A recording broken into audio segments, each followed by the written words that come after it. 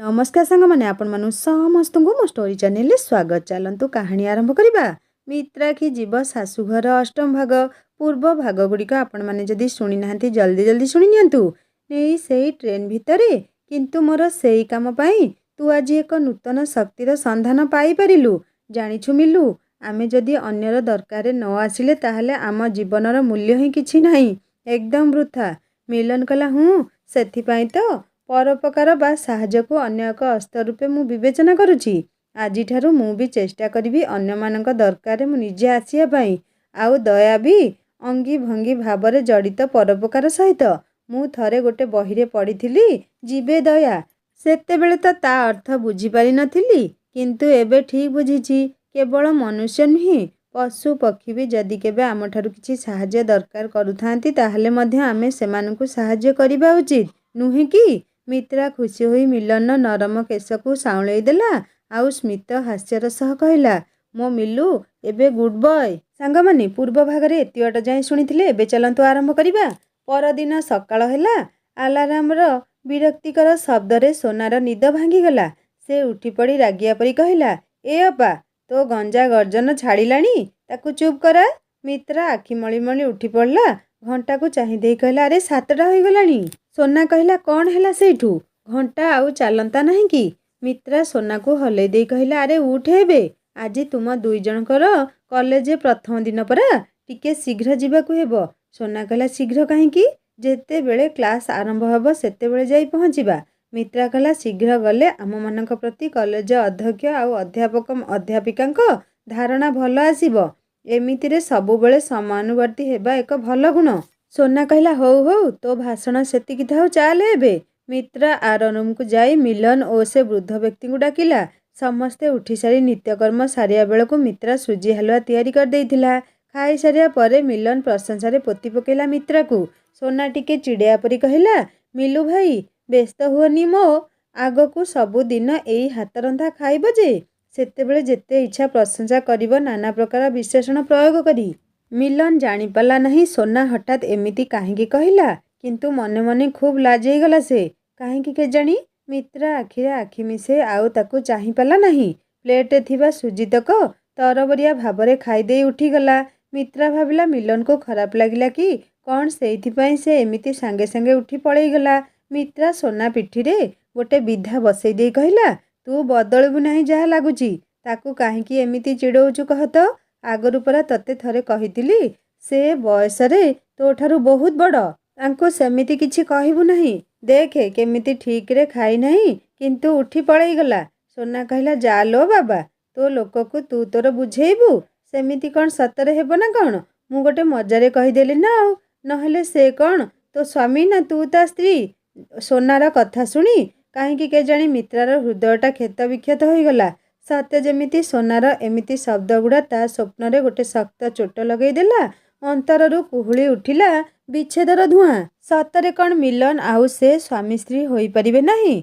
सेमानक भाग्य कौन विधाता अन्य किछि लेखिचंती? किंतु ता प्रेम तो शाश्वत आउ चिर अनंत। तथापि कौन से भविष्यत रे ता प्रेम को पाई परिबो नहीं? पुणी निजर रक्ताक्त तन मन को शक्त करी भाबिला, ए सोना कथारे कौन अछि जे से तो एमिति जहा ताहा कहि दिए। कथा कहिबारे ढंग नहीं तार। सेमिति ए कथा भी गोटे कहि देइछि।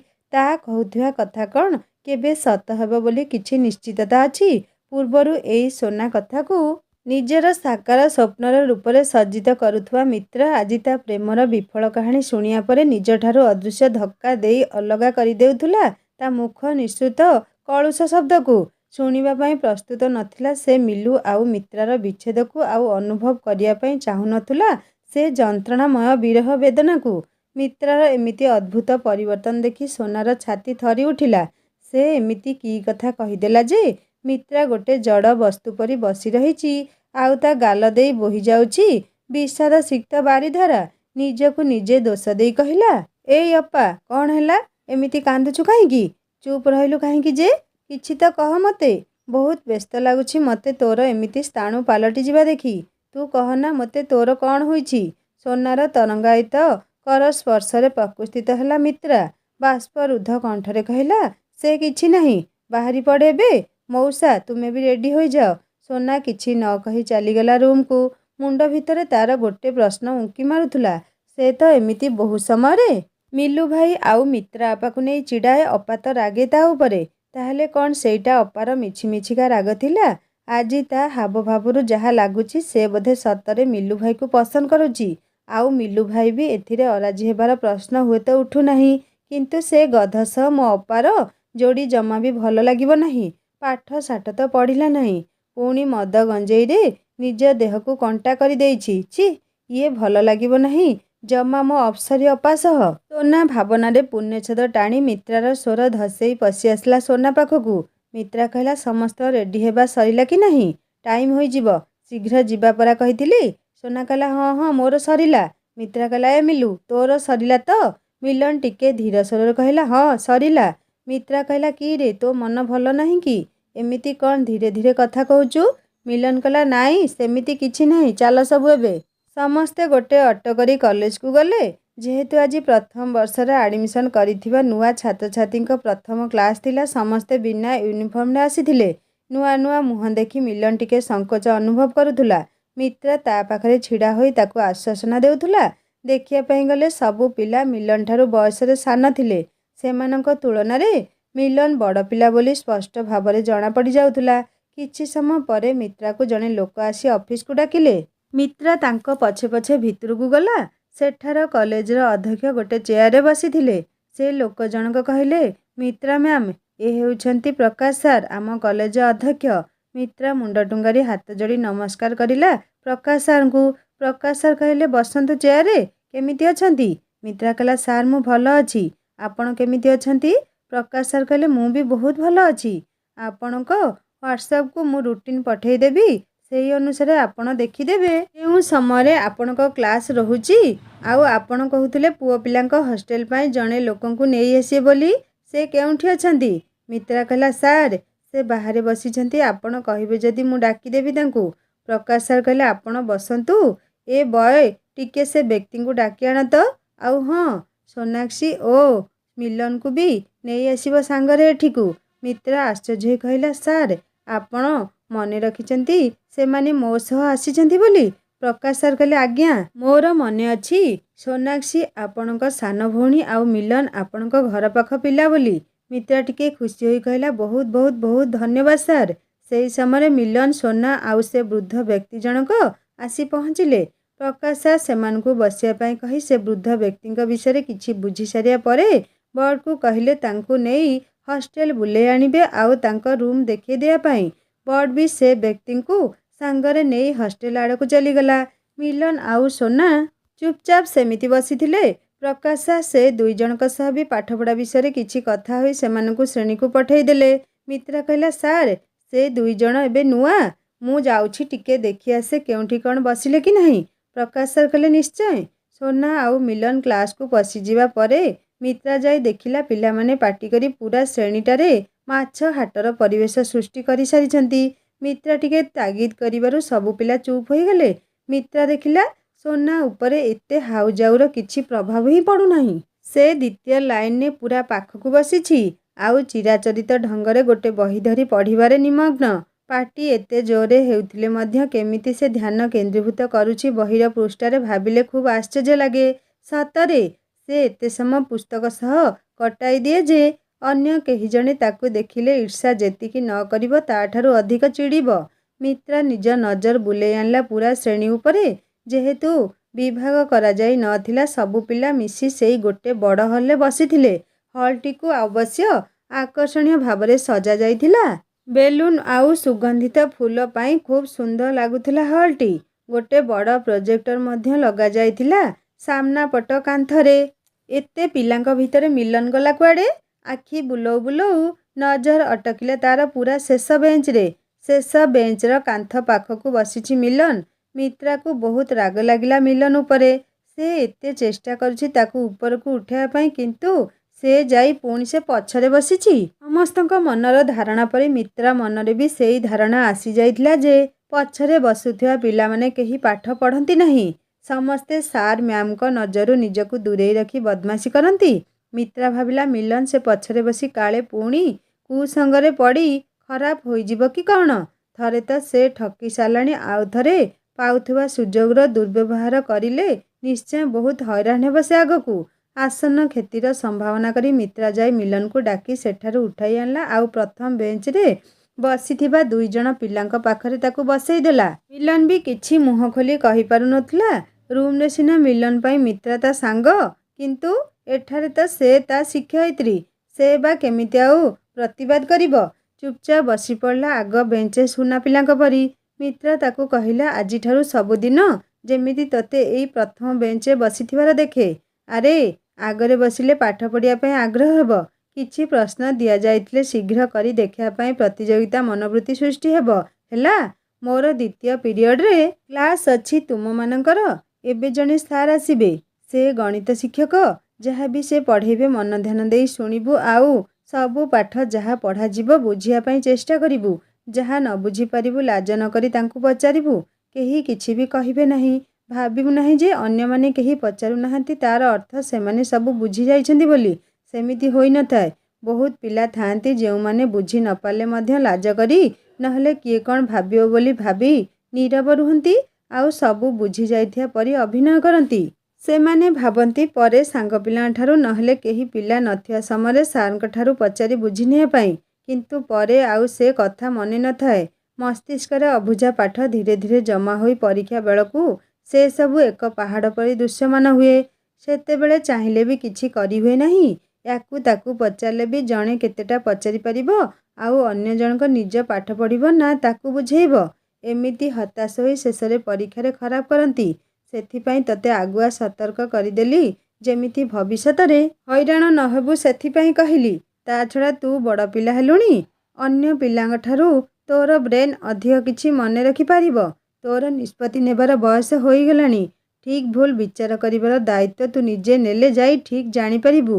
ସବୁ ଯଦି ମୁଁ କି ଆଉ କେହି କହିଦେଉ ତାହେଲେ ତୁ ଜାଣି ମଧ୍ୟ ପାରିବୁ ନାହିଁ ପ୍ରକୃତ ଜୀବନର କ'ଣ ହୋଇଥାଏ। ସେଇ ଅନୁସାରେ ଆରମ୍ଭରୁ ନିଜକୁ ପ୍ରସ୍ତୁତ କରିନେ। ଟିକେ ବି ସମୟ ନଷ୍ଟ ଯେମିତି ନ କରୁ, ବୁଝିଲୁ? ମିଲନ ଯାହା ବି ବୁଝିଥିଲା, କିନ୍ତୁ ଭୟରେ ସେ ସାଙ୍ଗେ ସାଙ୍ଗେ ହଁ ହଁ ମାରିଦେଲା। ମିତ୍ରା ବି ଶ୍ରେଣୀରୁ ପଳାଇ ଆସିଲା। ସେମାନଙ୍କ ଶ୍ରେଣୀ ଶିକ୍ଷକ ଯାଇ ତାଙ୍କୁ ଗଣିତ ପଢ଼େଇଲା ଆଉ କିଛି 10ମ ଶ୍ରେଣୀ ପାଠର ଆଲୋଚନା କରିଲେ। ଅନ୍ୟ ପିଲାମାନେ ଅଳ୍ପ କିଛି ମାସ ତଳେ 10ମ ଶ୍ରେଣୀ ପାସ୍ କରି ଆସିଥିବା ଯୋଗୁଁ ପାଠ ସହିତ ଜଡ଼ିତ ଥିଲେ। ଯେଉଁମାନେ ଭଲ ପଢ଼ୁଥିଲେ ସେମାନେ ଟାଏଁ ଟାଏଁ ଉତ୍ତର ଦେଉଥିଲେ। ମିଲନ କିନ୍ତୁ ଆଁ କରି ଚାହିଁଥିଲା କଳାପଟାକୁ। ତା'ର କିଛି ବି ମନେ ପଡ଼ୁନଥିଲା। କେତେ ବର୍ଷ ତଳେ ପଢ଼ିଥିବା ପାଠ କ'ଣ ଆଉ ମନେ ଅଛି ଯେ ସେ ଜାଣିପାରିବ? ପାଠ ସହ ତ ତା'ର ଯେମିତି ସବୁ ସମ୍ପର୍କ କଟି ସାରିଥିଲା। ଆଗ ଧାଡ଼ିରେ ବସି କିଛି କହିପାରୁ ନ ଥିବାରୁ ତାକୁ ଖୁବ୍ ଲଜ୍ଜିତ ଅନୁଭବ ହେଉଥିଲା। ତା ପାଖରେ ବସିଥିବା ପିଲା ଦୁଇଟି ସାର୍ଙ୍କ ପାଟିରୁ ପ୍ରଶ୍ନ ସରିବା ଆଗରୁ ହାତ ଟେକି ଦେଉଥିଲେ। ମିଲନକୁ ନିଜ ଉପରେ ବହୁ ଜୋରରେ ରାଗ ଆସୁଥିଲା।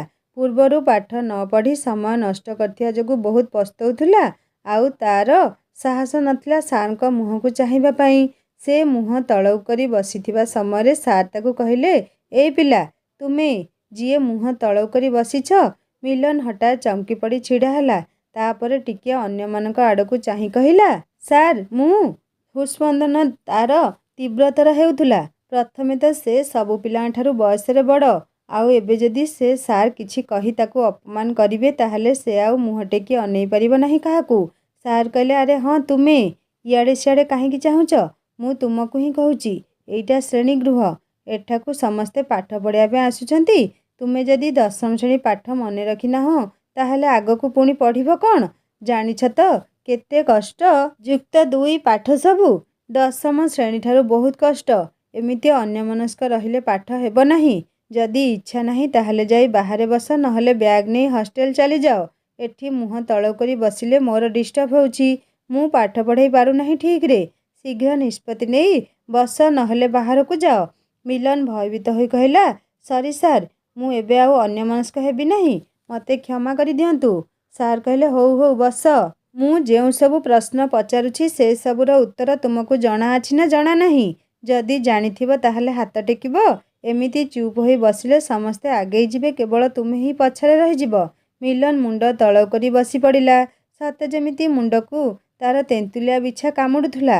ପାଠ କିଛି ଆସୁଥିଲେ ସିନା କହିବ, ନହେଲେ କେମିତି କହିବ? ଯେମିତି ସେମିତି ପ୍ରଥମ କାଳାଂଶ ସରିଗଲା। ତାପରେ ମିତ୍ରା ଆସିଲା ସେମାନଙ୍କ ଶ୍ରେଣୀଗୃହକୁ। ମିତ୍ରାକୁ ମଧ୍ୟ ଟିକେ ଟିକେ ନର୍ଭସ୍ ଲାଗୁଥିଲା। ଯାହା ହେଲେ ବି ଏଇଟା ତାର ପ୍ରଥମ କ୍ଲାସ୍ ଥିଲା ଯେଉଁଠି ସେ ଶିକ୍ଷା ଗ୍ରହଣ କରିବ ନାହିଁ, ବରଂ ନିଜ ଜ୍ଞାନରୁ ଅନ୍ୟମାନଙ୍କୁ ଶିକ୍ଷା ପ୍ରଦାନ କରିବ। ମନରେ ସାହସ ବାନ୍ଧି ପିଲାମାନଙ୍କୁ ନିଜ ନିଜର ପରିଚୟ ଦେବା ପାଇଁ କହିଲା। ଜଣେ ପରେ ଜଣେ ଛିଡ଼ା ହୋଇ ନିଜ ବିଷୟରେ କହିଲେ। ମିଲନର କଣ୍ଠ ଥରିଆ ପରି ଲାଗୁଥିଲା। ମିତ୍ରା ଅନୁମାନ କରୁଥିଲା ହୁଏତ ପୂର୍ବ ପିରିୟଡ଼ରେ କିଛି ସେମିତି ହୋଇଛି ମିଲନ ସହ, ଯାହା ପାଇଁ ସେ ଏତେ ମାତ୍ରାରେ ଭୟଭୀତ ହୋଇପଡ଼ିଛି। ତଥାପି ସେ କିଛି ନ କହି ଚୁପ୍ ରହିଲା। ଏତେ ପିଲାଙ୍କ ସାମ୍ନାରେ ମିଲନକୁ କିଛି ପଚାରିଲେ ସେ ହୁଏତ ଅଧିକ ଦୁର୍ବଳ ଅନୁଭବ କରିପାରେ। ତା ଛଡ଼ା ସବୁ ଛାତ୍ରଛାତ୍ରୀ ତା ପାଇଁ ସମାନ। କେବଳ ମିଲନକୁ ଗୁରୁତ୍ୱ ଦେଲେ ଅନ୍ୟ ପିଲାମାନଙ୍କ ପ୍ରତି ଅନ୍ୟାୟ ହେବ। ଏମିତି ଭାବି ଭାବି ମିତ୍ରା ପାଠପଢ଼ା ଆରମ୍ଭ କରିଲା। ଅନ୍ୟ ସାର୍ ମ୍ୟାମ୍ଙ୍କ ପରି ସେ ବି କିଛି ପୂର୍ବ ପାଠ ପଚାରିଲା ପ୍ରାଣୀ ବିଜ୍ଞାନ ସମ୍ବନ୍ଧରେ। ଯେମିତିକି କୋଷ କ'ଣ, କୋଷ ଭିତ୍ତି କାହାକୁ କୁହାଯାଏ, ନେଷ୍ଟିର ସଂଜ୍ଞା, ନେଷ୍ଟି ଝିଲ୍ଲି କ'ଣ, ଏମିତି ସବୁ ପ୍ରଶ୍ନ, ଯାହା ବିଷୟରେ ଦଶମ ଶ୍ରେଣୀରେ କିଛି କିଛି ଥିଲା। ମିତ୍ରା ଜାଣିଥିଲା ମିଲନ ସେସବୁ ପ୍ରଶ୍ନର ଉତ୍ତର ଦେଇପାରିବ ନାହିଁ, କାହିଁକି ନା ସେ କେବେଠାରୁ ବହିଖାତା ଖୋଲି ହିଁ ନାହିଁ। ପାଠ ସହିତ ତାର କିଛି ସମ୍ପର୍କ ବି ନାହିଁ। ମିଲନକୁ ଖୁବ୍ ଖରାପ ଲାଗୁଥିଲା। ଅନ୍ୟ ପିଲାମାନେ ଉତ୍ତର ଦେବାବେଳେ ସେ ଚୁପ୍ ବସିଥିଲା। ମିଲନକୁ ମିତ୍ରା ସାମ୍ନାରେ ଭାରି ବିରକ୍ତ ବି ଲାଗୁଥିଲା କିଛି ଉତ୍ତର ଦେଇପାରୁ ନ ଥିବା ଯୋଗୁଁ। ମିତ୍ରା କିନ୍ତୁ ଜାଣିପାରୁଥିଲା ଏମିତି ହେଲେ ମିଲନ ଭିତରେ ପାଠ ପଢ଼ି ଉତ୍ତର ଦେବା ପାଇଁ ଗୋଟେ ଆଗ୍ରହ ଓ ଇଚ୍ଛାଶକ୍ତି ସୃଷ୍ଟି ହେବ ବୋଲି। ଯେତେବେଳେ ଆମକୁ କିଛି ଜିନିଷ ଖରାପ ଲାଗେ ସେତେବେଳେ କେମିତି ସେଇଟା ଆମ କ୍ଷେତ୍ରରେ ନ ହେବ ସେଥିପାଇଁ ଆମେ ସମ୍ପୂର୍ଣ୍ଣ ଚେଷ୍ଟା କରୁ। ହୁଏତ ଅନ୍ୟ ପିଲାମାନଙ୍କ କ୍ଷେତ୍ରରେ କ'ଣ ହେବ ନ ହେବ ସେଇଟା ମିତ୍ରା ଜାଣିନଥିଲା, କିନ୍ତୁ ଏତେ ବୁଝାଇବା ପରେ ମିଲନ ଭିତରେ ପରିବର୍ତ୍ତନ ଆସିବ ବୋଲି ନିଶ୍ଚିତ ଥିଲା ମିତ୍ରା। ଛୋଟ ପିଲାଟି ଯେମିତି ପ୍ରଥମେ ପ୍ରଥମେ ସବୁ କିଛି ଜିନିଷ ଜାଣିବା ଆଉ ଶିଖିବା ପାଇଁ ତା ପାଖରେ ତା ମା ବାପା ଆଉ ଘରର ଅନ୍ୟ ସଦସ୍ୟମାନେ ଥାଆନ୍ତି, ସେମିତି ଛାତ୍ରଛାତ୍ରୀମାନେ ଜ୍ଞାନ ଆହରଣ କରିବା ପାଇଁ ସେମାନଙ୍କ ପାଖରେ ଶିକ୍ଷକ ଶିକ୍ଷୟିତ୍ରୀ ଥାଆନ୍ତି। ପରେ ପରେ ଆମେ ସବୁ କିଛି ନିଜେ କରିବା ପାଇଁ ସାହସ ପାଇଥାଉ ଆଉ ଚେଷ୍ଟା ବି କରିଥାଉ। ନୂଆ ରାସ୍ତାରେ ପାଦ ରଖି ନୂତନ ଆରମ୍ଭ ପାଇଁ ଯେତେବେଳେ ମନ ସ୍ଥିର କରୁ, ସେତେବେଳେ ହିଁ ଆମେ ଜଣଙ୍କୁ ଆମର ପଥ ପ୍ରଦର୍ଶକ ରୂପରେ ପାଇବା ପାଇଁ ଚାହିଁଥାଉ। ଯାହାଦ୍ୱାରା ଯେଉଁ କାମ କରିବା ଲାଗି ଆମେ ସଂକଳ୍ପବଦ୍ଧ ହୋଇଥାଉ ତାହା ଆମ ଲାଗି କିଛି ମାତ୍ରାରେ ସହଜସାଧ୍ୟ ପ୍ରତୀତ ହୁଏ। ଜଣେ ଯେତେବେଳେ ଆମକୁ ନିଷ୍ପତ୍ତି ନେବା କ୍ଷେତ୍ରରେ ଭୁଲ ଠିକ୍ର ବିଚାର କରିବାରେ ସହଯୋଗ କରେ, ଧୀରେ ଧୀରେ ଆମେ ନିଜେ ଗୋଟେ ସଠିକ୍ ନିଷ୍ପତ୍ତି ନେବା ପାଇଁ ସକ୍ଷମ ହୋଇଥାଉ। ମିଲନ କ୍ଷେତ୍ରରେ ଏକ ଦେବୀ ସାଜିଥିଲା ମିତ୍ରା। ଅବାଟରେ ଚାଲିଯାଇଥିବା ମିଲନକୁ ଟାଣି ଆଣି ସଠିକ୍ ମାର୍ଗରେ ଛିଡ଼ା କରାଇ ତାର ପଥ ପ୍ରଦର୍ଶିକା ହେବା ପାଇଁ ମିଲନ ବି ମିତ୍ରା କଥା ମାନିବ ବୋଲି ସେ ବିଶ୍ୱାସ ମିତ୍ରା ମନରେ ଥିଲା। ସେଦିନର କ୍ଲାସ୍ ସରିବା ବେଳକୁ ମିଲନ ଏକ ପ୍ରକାର ଭାଙ୍ଗି ପଡ଼ିଥିଲା। ଚୁପଚାପ ପାହାଚ ଉପରେ ବସି ଭାବି ଚାଲିଥିଲା କିଛି। କେତେ ପିଲା ତା ପାଖ ଦେଇ ଯାଉଥିଲେ ଆସୁଥିଲେ, କିନ୍ତୁ ତାର ସେଥିପ୍ରତି ଆଦୌ ନଜର ନଥିଲା। ଏମିତି କିଛି ସମୟ ବସି ରହିବା ପରେ ସୋନା ଡାକରେ ପ୍ରକୃତିସ୍ଥ ହେଲା। ସୋନା କହିଲା, ଏବେ ରୁମ୍କୁ ଯିବା, ଅପା ଡାକିଲାଣି, ଶୀଘ୍ର ଆସ। ମିଲନ ମନଟା ଏକଦମ ଖଟା ହୋଇସାରିଥିଲା ସବୁ କାଳଂଶରେ କୌଣସି ପ୍ରଶ୍ନର ଉତ୍ତର ଦେଇପାରି ନଥିବାରୁ। ଏମିତି ଅନୁଭବ ହେଉଥିଲା ଯେପରି ତା ବ୍ୟତୀତ ଅନ୍ୟ ସମସ୍ତେ ସବୁ କିଛି ଜାଣିଛନ୍ତି ବୋଲି। ନିଜକୁ ସମ୍ଭାଳି ଉଠିପଡ଼ି ନୀରବରେ ଚାଲି ଚାଲିଗଲା ମିତ୍ରା ପାଖକୁ। ମିତ୍ରା ସେ ଦୁଇଜଣଙ୍କୁ ସାଙ୍ଗରେ ଧରି ଏକ ଅଟୋରେ ଆସିଲା। ବାଟରେ ଗୋଟେ ବହି ଦୋକାନ ପାଖରେ ଓହ୍ଲେଇ ପଡ଼ି ଦୁହିଁଙ୍କ ପାଇଁ ବହିଖାତା କିଣାଯିବା ପରେ ରୁମ୍କୁ ଫେରିଲେ ସେମାନେ। ରୁମ୍ରେ ପହଞ୍ଚି ସୋନା ସାଙ୍ଗେ ସାଙ୍ଗେ ପୋଷାକପତ୍ର ବଦଳାଇ ଦେଇ ପଢ଼ିବାରେ ଲାଗିପଡ଼ିଲା। ଆଜି ଯାହା ସବୁ ପଢ଼ା ଯାଇଥିଲା ସେଇ ପାଠ ସବୁ। ପୁଣି ନୂଆ ବହି ଖୋଲି କି ବିଷୟ ଅଛି ସେ ସବୁକୁ ଖୁବ୍ ଆଗ୍ରହର ସହ ଦେଖିଲା। ମିଲନ କିନ୍ତୁ ଆସିବା ପରଠାରୁ ବାଲକୁନିରେ ବସିଛି ଯେ ବସିଛି, କେବଳ ଯାହା ପୋଷାକ ବଦଳାଇ ଦେଇଛି। ହେଲେ କାହାକୁ କିଛି ନ କହି ଘଣ୍ଟା ଘଣ୍ଟା ଧରି ସେମିତି ବସି ରହି ରାସ୍ତାକୁ ଚାହିଁଛି। ମିତ୍ରା ତାଙ୍କ ରୋଷେଇ ଘରେ ସନ୍ଧ୍ୟା ପାଇଁ କିଛି ଜଳଖିଆ ତିଆରି କରିବାରେ ବ୍ୟସ୍ତ। ଧୀରେ ଧୀରେ ସନ୍ଧ୍ୟା ମଧ୍ୟ ହୋଇ ଆସିଲା। ମିତ୍ରାର ନିର୍ଦ୍ଦେଶରେ ସୋନା ଠାକୁରଙ୍କ ପାଖରେ ସନ୍ଧ୍ୟାବତୀ ଜାଳିଦେବା ପରେ ପ୍ରାର୍ଥନା କରିବା ଲାଗି ମିଲୁ ଭାଇ ବୋଲି ଡାକ ଛାଡ଼ିଲା। ହଠାତ୍ ଚମକି ପଡ଼ିଲା। ଗଭୀର ଚିନ୍ତାରୁ ବାହାରି ଆସି ଭିତରକୁ ଆସିଲା। ସୋନା କହିଲା, ଅପା କହିଛି ତୁମେ ଏଠି ବସି ପ୍ରାର୍ଥନା କର। ମିଲନ କହିଲା, ମୋର ଇଚ୍ଛା ନାହିଁ, ତୁ କରେ, ମୁଁ ପରେ କେବେ କରିଦେବି। ସୋନା କହିଲା, ଏଇଟା ସବୁଦିନ କରିବା ପାଇଁ ପଡ଼ିବ, ଆଜି ବି, କାଲି ବି ଆଉ ଆଗକୁ ବି। ମିଲନ କହିଲା, ମୋର ଇଚ୍ଛା ନାହିଁ, ମୋ ମନ ଭଲ ନାହିଁ। ସୋନା କହିଲା, ଆରେ ଏଇଠି ଚୁପଚାପ ବସି ଟିକେ ଭଗବାନଙ୍କ ଆରାଧନା କରିଲେ ଆପେ ଆପେ ମନ ଠିକ୍ ହେଇଯିବ, ଦେଖିବ କେତେ ଶାନ୍ତି ଲାଗିବ। ନହେଲେ ଅପାଠାରୁ ଗାଳି ଶୁଣିବା ପରେ ବଳେ ଠିକ୍ ବାଟକୁ ଆସିଯିବ ଯେ। ମୁଁ କାହିଁକି ତୁମ ପିଛେ ଲାଗି ମୋ ସମୟ ନଷ୍ଟ କରିବି? ତୁମର ଯାହା କରିବା କଥା କର, ନହେଲେ ସେ ବାଲକୁନିରେ ବସି ତୁମ ପ୍ରେମିଆ କଥା ଭାବୁଥାଅ। ମିଲନ ହଠାତ୍ ଘାବରେଇ ଯାଇ କହିଲା, ସେମିତି କିଛି ନାହିଁ, ମୁଁ ବାସ୍ ବସିଥିଲି। ମିତ୍ରା ସେଇ ସମୟରେ ରୋଷେଇ ଘରୁ ବାହାରି ଆସି କହିଲା, ତୁମ ଦୁଇ ଜଣଙ୍କୁ ପ୍ରାର୍ଥନା କରିବା ପାଇଁ କହିଥିଲି, କିନ୍ତୁ ଏତେ ଜୋରରେ ପାଟିତୁଣ୍ଡ କାହିଁକି ଶୁଭୁଛି? ମିଲନ ମିତ୍ରା ପାଟି ଶୁଣି ଆଉ କାଳ ବିଳମ୍ବ ନ କରି ନୀରବରେ ହାତ ଯୋଡ଼ି ବସିପଡ଼ିଲା ଠାକୁରଙ୍କ ଚରଣ ତଳେ। ମିତ୍ରା କହିଲା, ମିଲୁ, ମୋ ସାମ୍ନାରେ ଅଭିନୟ କରିବା ଦରକାର ନାହିଁ। ଆମ ମନରେ ଆଧ୍ୟାତ୍ମିକ ଭାବନା ନିହାତି ଭାବରେ ରହିବା ଦରକାର, ଯାହା ଆମ ଉପରେ ଏକ ସକାରାତ୍ମକ ପ୍ରଭାବ ପକାଇବ। ମନ ହୃଦୟ ସେତେବେଳେ ସ୍ଥିର ରହିବ, ଯେତେବେଳେ ଆମେ ଶାନ୍ତ ଚିତ୍ତରେ ଭଗବାନଙ୍କୁ ସ୍ମରଣ କରିବା। ଆମ ଦୁନିଆରେ କିଛି ଆସ୍ତିକ ଅଛନ୍ତି, କିଛି ନାସ୍ତିକ ବି ଅଛନ୍ତି, କିନ୍ତୁ ମୋ ମତରେ ଆସ୍ତିକ ହେବା ଉଚିତ। ଯେକୌଣସି କାର୍ଯ୍ୟ କରିବା ସମୟରେ କି ଯେକୌଣସି ସ୍ଥାନକୁ ଯାତ୍ରା କରିବା ସମୟରେ ଆମେ ଭଗବାନଙ୍କୁ ସ୍ମରଣ କରି ଯାଉ କାହିଁକି ଜାଣିଛୁ? କାରଣ ଆମ ସହିତ ସବୁ କିଛି ଯେମିତି ଉତ୍ତମ ହେଉ। ଯେଉଁ କାର୍ଯ୍ୟରେ ଆମେ ହାତ ଦେଉଥାଉ ତାହାର ଯେମିତି ସଫଳ ରୂପାୟନ ହେଉ। ସେଥିପାଇଁ ଆମର ଏ ବିଶାଳ ଦୁନିଆରେ ଏକ ଅଦୃଶ୍ୟ ଶକ୍ତି ଥାଏ, ଯାହା ଭଗବାନଙ୍କ ଠାରୁ ଆସେ ବୋଲି ଆମେ ସମସ୍ତେ ବିଶ୍ୱାସ କରୁ। ତୁ ମୋ ଆଗରେ କିଛି କଥା ଲୁଚାଇ ପାରିବୁ, ସୋନା ଆଗରେ ମଧ୍ୟ ଲୁଚାଇ ପାରିବୁ, କିନ୍ତୁ ତାଙ୍କ ସାମ୍ନାରେ କେବେ ବି ନୁହେଁ। ସେ ସବୁ ସ୍ଥାନରେ ଉପସ୍ଥିତ ରହି ଆମର ପ୍ରତ୍ୟେକ କାର୍ଯ୍ୟକଳାପକୁ ଦେଖୁଥାନ୍ତି। ତାଙ୍କ ଦୃଷ୍ଟିରୁ ଆମେ ଗୋଟେ କ୍ଷୁଦ୍ର କଣିକା ମଧ୍ୟ ଲୁଚାଇ ରଖିପାରିବା ନାହିଁ। ତାଙ୍କ ପ୍ରତି ଆମର ଭକ୍ତି ଓ ବିଶ୍ୱାସ ରହିବା ଆବଶ୍ୟକ। ମୁଁ ଜାଣିଛି ଆଜି କ୍ଲାସରୁ ଆସିବା ପରଠାରୁ ତୋ ମନ ଭଲ ନାହିଁ। ସେଥିପାଇଁ ସେ ବାଲକୁନିରେ ବସି ବହୁତ ସମୟ ନଷ୍ଟ କରିଛୁ। ଏବେ କିଛି ସମୟ ଏଇଠି ଭକ୍ତି ଭାବନାରେ ବସି ସୋନା ଗାଉଥିବା ଭଜନ ଓ ମନ୍ତ୍ରକୁ କେବଳ ଶୁଣେ। ଦେଖିବୁ କେତେ ଶାନ୍ତି ଲାଗିବ। ଅସ୍ଥିର ହୋଇ ଉଠିଥିବା ତୋର ସେ ମସ୍ତିଷ୍କ ପୁଣି ଥରେ ସ୍ଥିର ଅବସ୍ଥାକୁ ଆସିଯିବ। କିଛି ଭଲ କାମ କରିବା ପାଇଁ ନିଜ ଭିତରେ ଏକ ସାହସ ମଧ୍ୟ ସୃଷ୍ଟି ହେବ। ପ୍ରାର୍ଥନାର ବହୁତ ଶକ୍ତି ଥାଏ। ଥରେ କେବଳ ଶୁଣେ, ତାପରେ ତୁ ନିଜେ ଅନୁଭବ କରିପାରିବୁ ଯେ। ମିତ୍ରା କଥା ମାନି ମିଲନ ନୀରବରେ ବସିପଡ଼ିଲା। ତାର ଆଉ କୌଣସି ସ୍ତୋତ୍ର କି ପ୍ରାର୍ଥନା ମନେ ହିଁ ନଥିଲା। କେବଳ ସୋନା ଗାନ କରିବା ସମୟରେ ଏ ବସି ଶୁଣିଲା। ତାପରେ ମିତ୍ରା ମଧ୍ୟ ଅଳ୍ପ କେତୋଟି ଭଜନ ଗାଇଲା। ମିଲନ ସିନା ବାଧ୍ୟରେ ବସି ପଡ଼ିଥିଲା, କିନ୍ତୁ ତାର ମନ ଯାଇ ସେ ପୂର୍ବରୁ କରୁଥିବା ନିଶାଦ୍ରବ୍ୟ ପାଖରେ ଥିଲା। ଏଠିକୁ ଆସିବାଠାରୁ ସେ ଛୁଇଁ ନାହିଁ। ମନଟା ଖୁବ୍ ଡହଳ ବିକଳ ହେଲାଣି ମଦ ଟୋପାଏ ପାଇଁ। ସତେ ଯେମିତି ତା ତଣ୍ଟି ଶୁଖି ଆସୁଛି, ଆଉ ସେ ପାଣି ଟିକେ ପକାଇ ତଣ୍ଟି ଓଦା କରିଦେବା ପାଇଁ ଚାହୁଁଛି। ଆଉ ଚୁପ୍ ହୋଇ ବସି ରହି ପାରୁନାହିଁ। କାଲି ଘରକୁ ଆସିବା, ପୁଣି ବ୍ୟସ୍ତତା ଭିତରେ ଏତେ ଆସିନଥିଲା ସେ କଥା ମନକୁ, କିନ୍ତୁ ଏବେ ପୂରା ପାଗଳଙ୍କ ପରି ଲାଗିଲାଣି ତାକୁ। ଚାହିଁଲେ ମଧ୍ୟ ସେ ଏ କଥା ମିତ୍ରାକୁ କହିପାରିବ ନାହିଁ। ଦେହ ହାତ ମୁଣ୍ଡ କ'ଣ ହୋଇଗଲାଣି। ସେ ଜାଣୁଛି ଯେ ମଦ, ବିଡ଼ି, ସିଗାରେଟ୍ ଏସବୁ ଭଲ ଜିନିଷ ନୁହେଁ, ଆଉ ଶରୀର ପାଇଁ ଖୁବ୍ କ୍ଷତିକାରକ ମଧ୍ୟ। କିନ୍ତୁ ଯେହେତୁ ଅଭ୍ୟାସରେ ପଡ଼ିଯାଇଛି, ସେ ଆଉ ନିଜକୁ ନିୟନ୍ତ୍ରଣରେ ରଖିପାରୁନାହିଁ। ସେ ଆଉ ସମ୍ଭାଳି ହୋଇ ବସି ନପାରି ଉଠିପଡ଼ି କହିଲା, ମିତ୍ରା, ମୁଁ ଟିକେ ମାର୍କେଟରୁ ଆସେ, ସାଙ୍ଗେ ସାଙ୍ଗେ ଆସିଯିବି। ମିତ୍ରା କହିଲା, ପ୍ରାର୍ଥନା ମଝିରେ ଏମିତି ଉଠନ୍ତି ନାହିଁ। ତୋର ଆଉ କି ଜିନିଷ ଦରକାର ମୋତେ କହୁନୁ? କାଲି ଆମେ କଲେଜ ଯିବା ବେଳେ ନେଇଯିବା। ଏବେ କାହିଁକି ଯିବୁ? ମିଲନ ଆଉ କିଛି ଶୁଣିବା ଅବସ୍ଥାରେ ନଥିଲା। ସେ, ମୋର ଟିକେ ବ୍ୟକ୍ତିଗତ କାମ ଅଛି, ମୁଁ ଆସେ। ମିତ୍ରା ପଛରୁ ଡାକୁଥିଲା। ମିଲନ ଆଉ କିଛି ନ ଶୁଣି ଗୋଟେ ନିଶ୍ୱାସରେ ଧାଇଁ ବାହାରକୁ ଚାଲିଗଲା। ମିତ୍ରା ମୁହଁଟା ଝାଉଁଳି ପଡ଼ିଲା। ସୋନା କହିଲା, ଯେମିତି ସମସ୍ୟାକୁ ଡାକି ନିଜେ ନେଇକରି ଆସିଛୁ, ସେମିତି ସମ୍ଭାଳ ଏବେ। ତୁ କ'ଣ ଭାବୁଛୁ ସେ ତୋ କଥା ମାନି ତୋ ଅନୁସାରେ ରହିବ ବୋଲି? ସେମିତି ହେବ ନାହିଁ ଦେଖିବୁ। ଯିଏ ଥରେ ଅବାଟରେ ଗଲାଣି, ସେ କ'ଣ ତା ରାସ୍ତା ପରିବର୍ତ୍ତନ କରିବା ଏତେ ସହଜ?